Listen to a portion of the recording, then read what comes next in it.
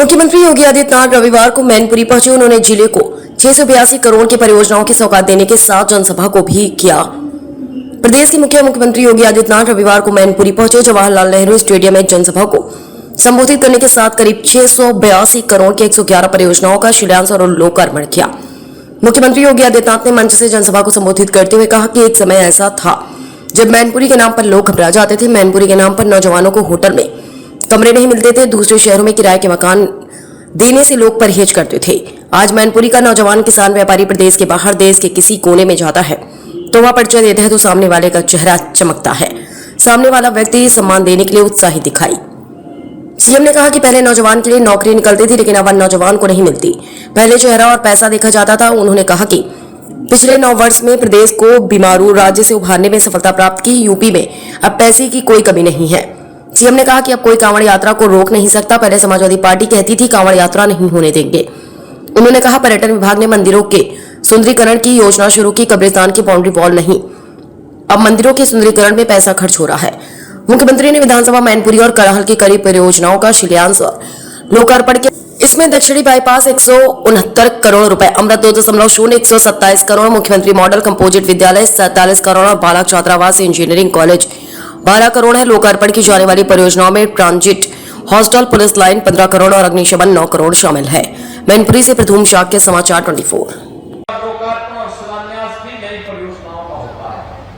हम लोग आज कह सकते हैं जितना पैसा चाहिए हम देंगे, स्टेडियम के लिए, म्यूजियम के लिए, ऑडिटोरियम के लिए, बाईपास के लिए, कनेक्टिविटी के लिए, अच्छी सड़कों का निर्माण का हो या फिर रामलीला के मैदान के निर्माण का हो, पैसे की कमी नहीं।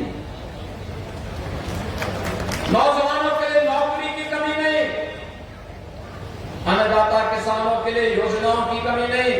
एक छड़ी लगी है। याद करिए मोदी जी ने कहा था देश के अंदर केवल 4 जातियां, एक गरीब है, एक किसान है, एक महिला है और एक नौजवान है। इन चारों के हितों के लिए कार्य कर लो, समझ लो देश विकसित हो जाएगा। भारत को विकसित होने के लिए कोई रोक नहीं सकता। गरीब हर जाति में गरीब है।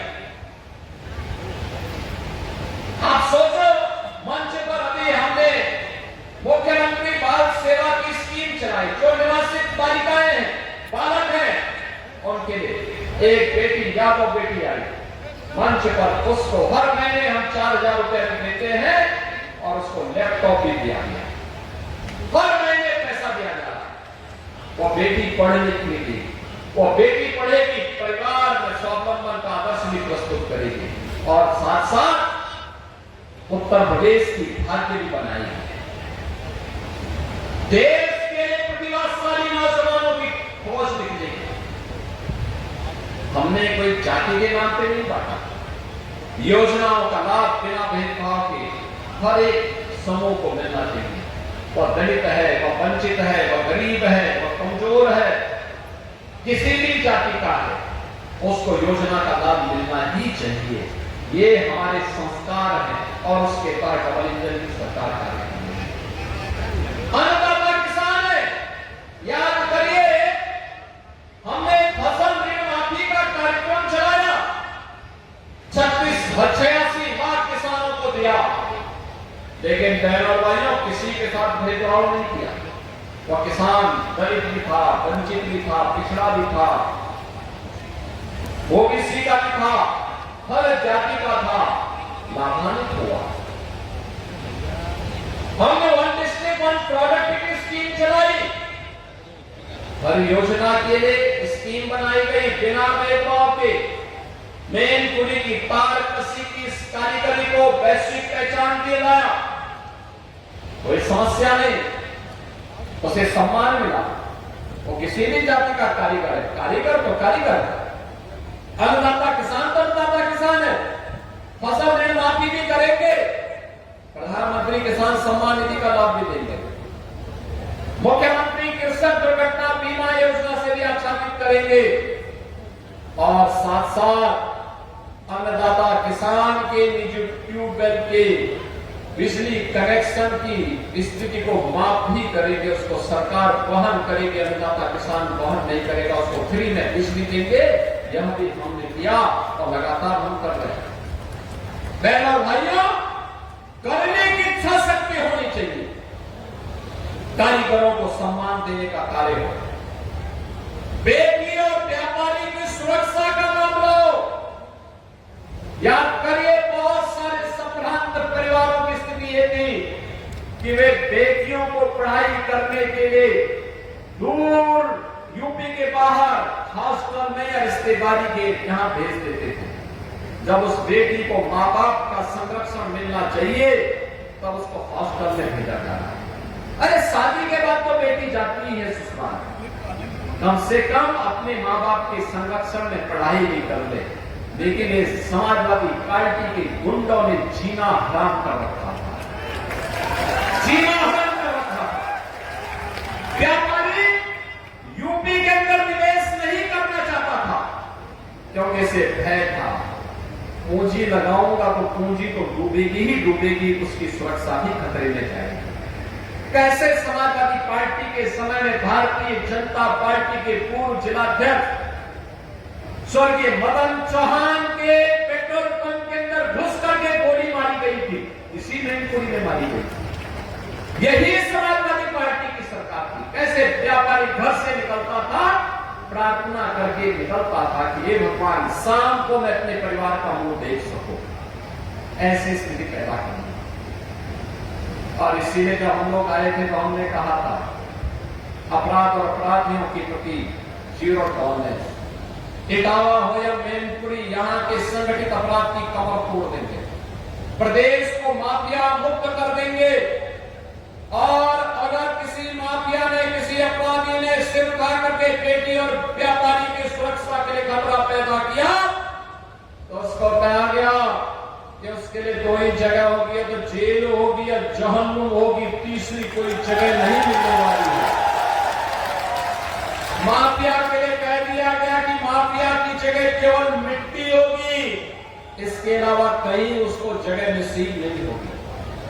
और बहनों और भाइयों, आज मुझे अच्छा लगता है, आज हमारा प्रदेश उपद्रवग्रस्त प्रदेश नहीं है बल्कि उत्सव प्रदेश बन गया है।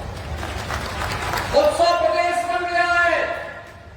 अब न कर्फ्यू है न दंगा है, यूपी में सब चंगा है। यूपी में चंगा है। श्री कृष्ण जन्माष्टमी का आयोजन भी होता है, रामनवमी की शोभा यात्रा भी होती है, दुर्गा पूजा के पंडाल भी सजते हैं, होली और दीपावली लोग मजे में आयोजन में भागीदार बनते हैं, परिवार के साथ आयोजन में भागीदार बनते हैं। कितना उत्सवपूर्ण माहौल होता है।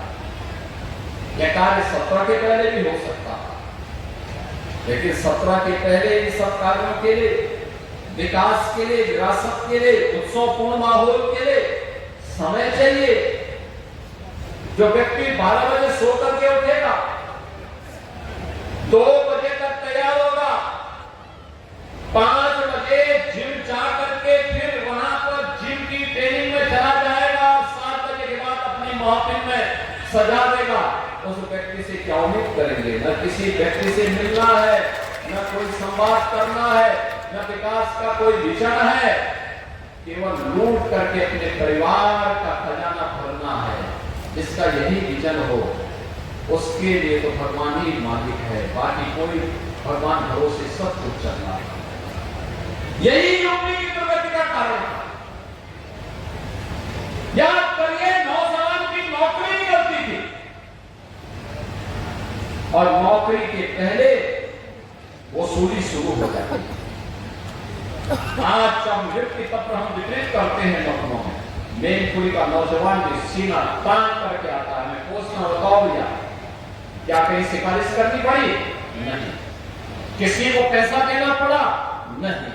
कोई कहीं किसी प्रकार का कोई समस्या नहीं, और वह प्रदेश के विकास में होता है।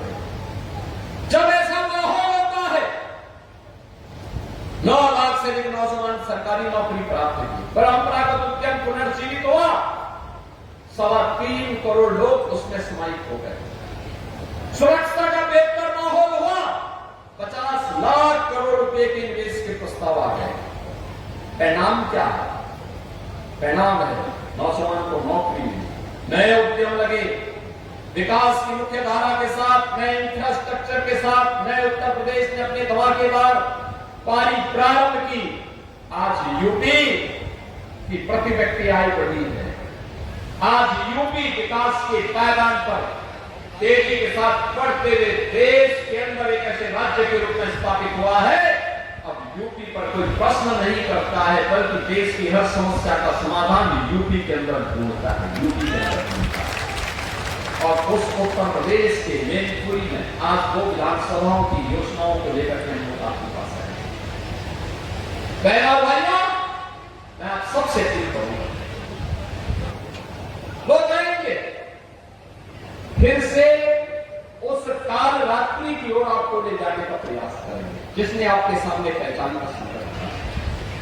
जाति के नाम पर बांटेंगे, क्षेत्र के नाम पर बांटेंगे, लेकिन बांटने वाले लोग ये आपके हितैषी नहीं हैं। ये समाज और देश के दुश्मन हैं। कभी ऐसे ही लोगों के कारनामों के कारण विदेशी हमले होते थे और फिर से उस प्रकार की साजिशें प्रारंभ हो गई कि जाएंगे, जगह जगह जाएंगे, तमाम प्रकार की वो बातें करेंगे, घोषणाएं करेंगे, महापुरुषों को सम्मान नहीं देंगे। हम लोग तो सरकार वल्लभ भाई पटेल एम्प्लॉयमेंट जोन बना रहे हैं, समाजवादी पार्टी को इससे कोई लेना देना नहीं था। हम लोग माता अहिल्याबाई होलकर के नाम पर श्रमजीवी हॉस्टल का निर्माण कर रहे हैं। समाजवादी पार्टी उनके नाम पर बने हुए संस्थानों का नाम मिटाती है। हम बाबा साहब भीमराव अंबेडकर के नाम पर मेडिकल कॉलेज का निर्माण कर रहे हैं। समाजवादी पार्टी ने कन्नौज में मेडिकल कॉलेज का नामकरण बाबा साहब भीमराव अंबेडकर के नाम पर था, उस नाम को हटा दिया था। इन्हें सामाजिक न्याय से जुड़े